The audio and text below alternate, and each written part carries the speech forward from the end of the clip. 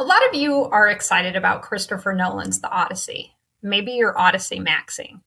And so it would be totally natural for you to take our spring course with the celebrated translator, Daniel Mendelsohn. But I want to make the case for a different journey. I'd like to argue that America's Odyssey is Larry McMurtry's 1985 novel, Lonesome Dove.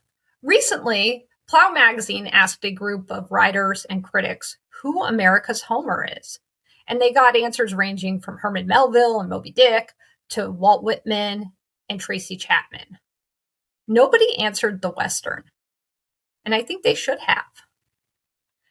As Larry McMurtry once observed, the Western is America's Arthuriad.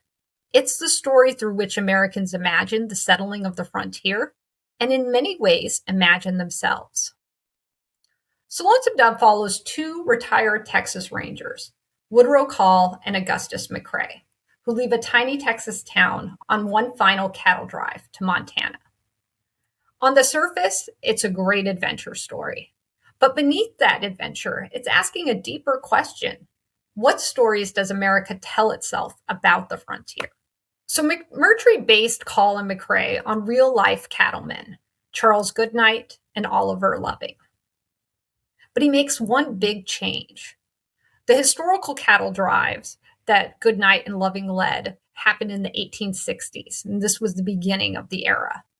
But Lonesome Dove doesn't happen until after General Custer and the Battle of Little Bighorn, so more than a decade later. And that makes it not an epic of beginnings, but an epic of endings. Our heroes are arriving after the Great Age has already passed. This is a novel that never romanticizes the West.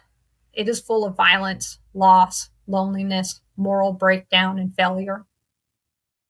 But it also doesn't just tear the myth apart.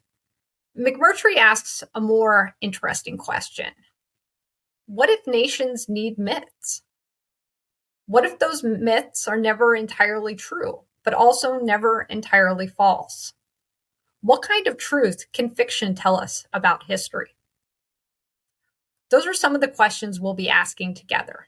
So if you've been thinking about the Odyssey, I'd love for you to think about another epic, an American epic, and one of the greatest novels ever written. I hope you'll join us.